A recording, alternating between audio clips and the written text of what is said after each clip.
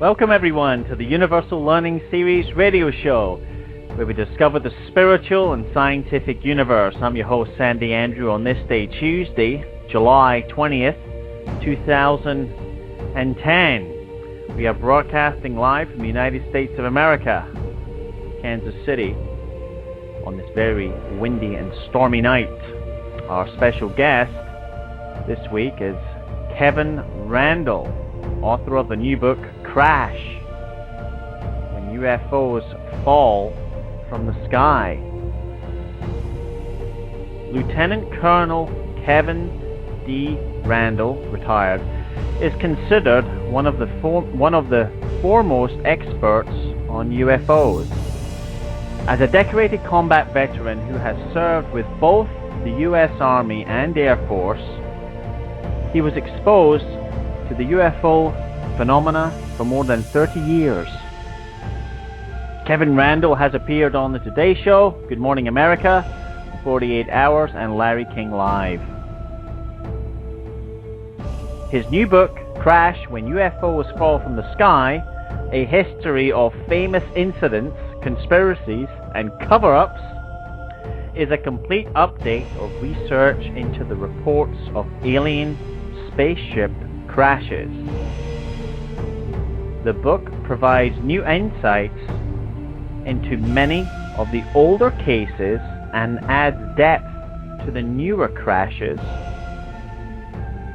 being reported.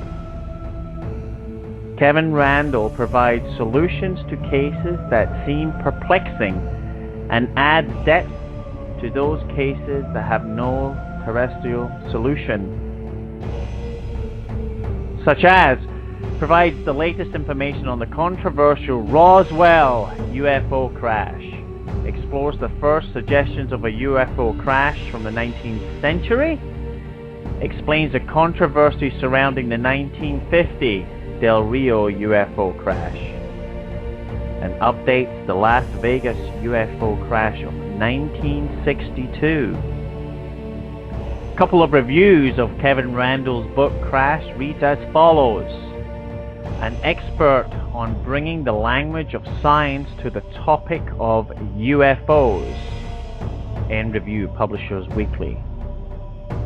Second review reads as the leading proponent of the theory that the U.S. government knows more than it's saying about the UFOs.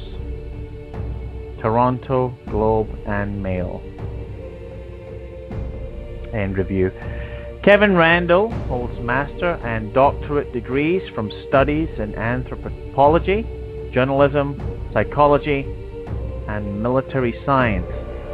Please visit Kevin's blog at www.kevinrandleblogspot.com. You're welcome to call into the show tonight at 646-200-3998 or visit the chat room here at Blog Talk Radio to ask Kevin Randle questions. And we would like to welcome Kevin to the Universal Learning Series radio show. Well, thank you very much. Kevin, you have a quite extensive military background. Can you describe your journey and your life in the U.S. Armed Forces prior to discussing your book here tonight for the benefit of the audience? Well, of course. Right after high school, I learned that the U.S. Army was training basically teenagers, high school graduates, how to fly helicopters. And so I thought that was a good deal. So I joined the Army in 1967. I'd been out of high school for less than a month. Trained basic training at Fort Polk, Louisiana. Infantry training, of course, which is what everybody goes through in the beginning. Mm-hmm. Did flight school at Fort Walters, Texas, and then at Fort Rucker, Alabama.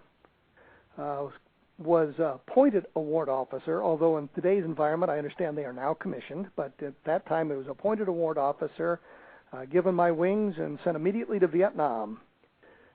Did a year tour in Vietnam, came home, was stationed again at Fort Walters, Texas for a year, got caught in the reduction in force, which Nixon had begun, so got tossed out of the Army because of that. So I thought, well, I might as well go to college since I have the GI Bill. And while in college, the Air Force promised me a jet to fly. So I said, oh, that sounds like a good deal. So I joined Air Force ROTC, and since I'd only been a ward officer as opposed to a commissioned officer, I was able to go through ROTC. Graduated from there, and they said, well, it's going to be about 2 years before we can get you into that jet, and they offered me I could take a commission and serve limited active duty in the Air Force, which I did at Richards-Gebaur Air Force Base there in Grandview, Missouri. And while there, the commanding general asked if I would take a position as an intelligence officer in the reserve wing, and I said sure. So I spent a number of years as an Air Force reserve officer in intelligence, first at Richards-Gebaur in the 442nd Tactical Airlift Group, and then at the 928th Tactical Airlift, the 442nd Tactical Airlift Wing, and then the 928th Tactical Airlift Group in Chicago at Chicago O'Hare. And finally was released into what they called the inactive reserve, and was discharged in 1993, I think it was, honorably discharged in 1993. But after 9/11, I got back into the Iowa National Guard as an Army officer, and had a tour in Iraq from 2003 to 2004. Came back, served out the rest of the time before I was forced to retire, and in 2009, and have been a retired officer since 2009. Huh. Interesting story. Kevin, what got you into UFOs in the first place? What was that catalyst? What was that first moment? My mother is the culprit. I always blame my mother. I did not expect that answer. Well, she was a fan of science fiction, and science fiction, of course, is a discussion of alien visitation, interstellar flight, civilizations on other planets. So it's not a large step into UFOs, which is a discussion of alien visitation, interstellar flight, and civilizations on other planets. It's just based in reality as opposed to fiction. And so she's the one that kind of started it. And I remember she took me to a movie in 1956 called Earth versus the Flying Saucers, which was supposedly the book was Don Kehoe's book, but it was just a fictionalized account of a lot of stuff that was kind of interesting. So that's how I got started in the research, and it just sort of got away from me at that point. So I've been doing UFO research since I was in high school. Now, one thing I was curious about when I was reading all your materials, that you were studying UFOs for a long time while serving with the U.S. Armed Forces. Was that a conflict of interest at any point? Did you ever have a tap on the shoulder, kind of, and a discussion about what you were doing? No. In fact, when I went to Richards-Gebaur Air Force Base and joined the reserve unit there, as an intelligence officer, I was required to have a top secret clearance. And so I know that the fellow who was conducting the clearance happened to live across the street from my father. And so I know that 4 of the articles I'd written, 2 of them very critical of the Air Force, appeared in the file. And when I got to Richards-Gebaur, the officer who was escorting me around took me to lunch at the officer club and all that, found out I had this interest in UFOs. And he said, well, I read this really interesting article about UFOs. And he was telling me a little bit about it.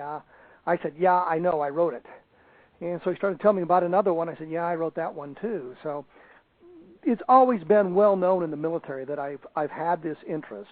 And when I got back into the Army through the Iowa National Guard, again, as an intelligence officer, I was required to have a top secret clearance. And the battalion commander knew of my interest in this phenomenon, and it didn't present any problem. And in fact, in Iraq, because of satellite television now, our soldiers, each company was given a satellite dish so that they could pull down a satellite television. And a couple of the soldiers came up to me one day and wanted to know if I had a younger brother, because they'd seen this thing on the History Channel about UFOs, and there was a guy with the same last name. And he looked up